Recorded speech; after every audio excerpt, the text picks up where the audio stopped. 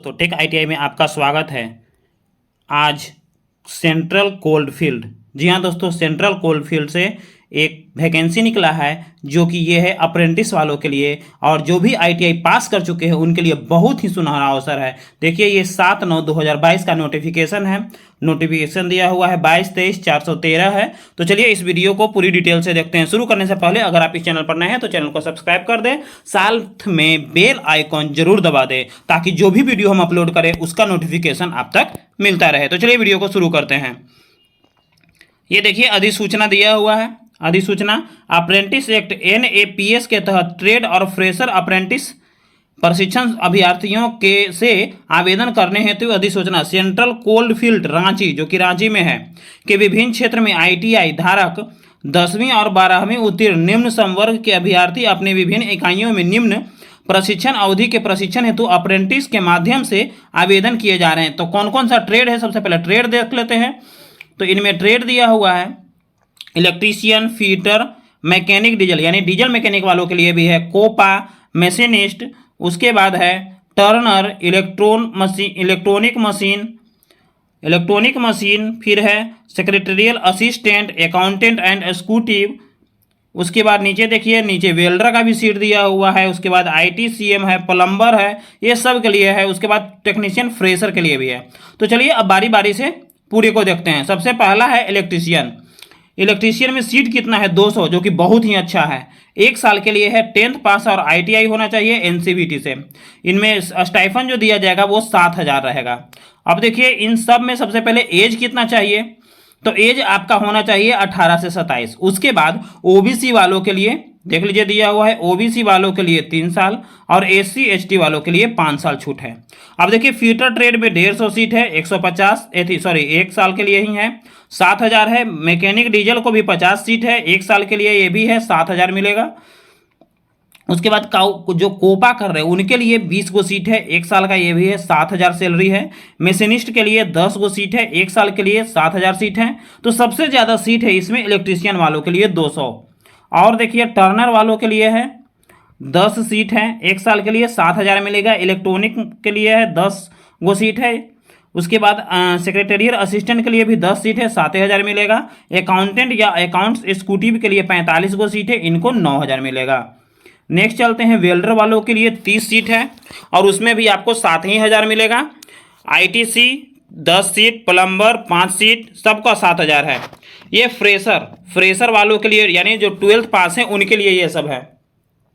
इनमें भी आपको सब का स्टाइफन 7,000 रहेगा। इनमें भी एज होना चाहिए 18 से 21, SC ST के लिए 5 साल और OBC के लिए 3 साल। अब देखिए इसमें क्या है, मेडिकल लेबोरेटरी है, फिर मेडिकल लेबोरेटरी, रेडियोलॉजी है, हेल्थ सैनिटरी इंस्पेक्टर है, ड्रेसर है, सर्वेयर है, वायरमैन है, ये सब के लिए फ्रेशर पर है। तो आगे की ओर अब देखते हैं, ये आप देख लीजिए जिनका जिनका इसमें मेथड में है तो आप अपना देख लीजिए कितना होगा। अब देखिए नेक्स्ट की ओर चलते हैं। स्टाइफन, ये आवेदन की अंतिम तिथि है 10/10 यानी 10 अक्टूबर तक आप इसमें आवेदन कर सकते हैं। चयनित अभ्यर्थियों को नियमानुसार निर्धारित दर से स्टाइफन भुगतान किया जाएगा। स्टाइफन की दर भारत सरकार के गेजेट नोटिफिकेशन तथा NAPS पोर्टल के आधार पर किया जाएगा। अब देखिए ट्रेड अप्रेंटिस के लिए क्या क्या होना चाहिए। 1/8/2022 तक अनारक्षित वर्ग को 18 से कम नहीं और 27 वर्ष से अधिक नहीं होना चाहिए। आरक्षित वर्ग को 18 से 32 के बीच में होना चाहिए, उससे अधिक पर विचार नहीं किया जाएगा। उसके बाद है अभ्यर्थी को केंद्र सरकार के आरक्षण नीति OBC को 3 साल और SC ST को 5 साल आरक्षण दिया गया है। अभ्यर्थी कम से कम 10वीं उत्तीर्ण हो। ट्रेड में electrician, welder, electrician, fitter, welder इत्यादि में केवल NCVT यानी NCVT मान्यता प्राप्त उत्तीर्ण होना चाहिए, उन्हीं को होगा। उसके बाद इसमें क्या क्या प्राथमिकता है वो देखिए। ये प्राथमिकता है सर्टिफिकेट, जिनके पास ये वाला सर्टिफिकेट है उनके लिए। उसके बाद नीचे देखिए यदि एम्प्लॉयड वार्ड हैं तो इनके लिए ये है। उसके बाद देखिए ITI के संस्थान से, अब देखिए ये है आवेदक झारखंड में अवस्थित ITI अगर करते हैं तो उनको कुछ विशेष छूट दिया जाएगा। अब देखिए फ्रेशर के लिए ये होना चाहिए 18 से 21 होना चाहिए, SC ST को 5 साल और OBC को 3 साल छूट मिलेगा। नेक्स्ट चलते हैं। आगे की ओर अब चलते हैं। आवेदन की प्रक्रिया क्या है? आवेदन की प्रक्रिया आधिकारिक वेबसाइट है apprenticeship.org पर जाएं, वेबसाइट पर रजिस्टर पर क्लिक करें, अप्रेंटिस पंजीकरण करें। यानी हम सबसे पहले भी बताए थे कि आपको अप्लाई करने के पहले आपको पंजीकरण करना है। ऑनलाइन पंजीकरण के बाद आवेदक को उसके ईमेल आईडी पर एक मेल आएगा जिसमें पंजीकरण संख्या रहेगा। ऑनलाइन पंजीकरण के बाद अप्रेंटिस अपॉर्चुनिटी टैब सेक्शन पर जाना है और संबंधित ट्रेड में प्रशिक्षण है तो अप्रेंटिसशिप पोर्टल 10/10/2022 से पहले यानी 10 तारीख से पहले सेंट्रल कोलफील्ड लिमिटेड के जो दिया हुआ है इस पर उपयोग करना है और फॉर्म को अप्लाई कर देना है।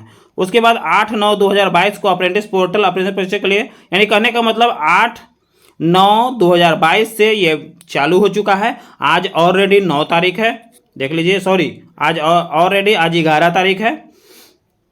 उसके बाद अंतिम तिथि जो है 10/10, इसके बाद आपका जो अप्लाई करेंगे फॉर्म उसका कोई भी माने स्वीकार नहीं किया जाएगा। अब देखिए चयन प्रक्रिया क्या है। 10/10/22 तक जो भी अप्लाई करेंगे उन्हीं को चयन के बारे में सोचा जाएगा। प्रशिक्षण हेतु तो अभ्यर्थियों की योग्यता मेरिट के आधार पर आईटीआई ट्रेड में अनिवार्य योग्यता के आधारित प्राप्तांक पर किया जाएगा। यानी आपको आईटीआई में जो मेरिट है उसी के आधार पर किया जाएगा। सबसे ज़्यादा नंबर वाले को सिलेक्शन किया जाएगा।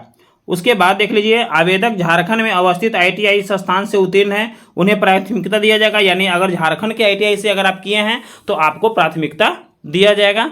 इससे इच्छुक जो भी अभ्यर्थी है सबसे पहले NAPS यहाँ पर जाकर के आप क्या कर दीजिए, रजिस्ट्रेशन कीजिए और रजिस्ट्रेशन के बाद फॉर्म भर लीजिए। अब देखिए जो फ्रेशर हैं उनके लिए भी वही प्रक्रिया है।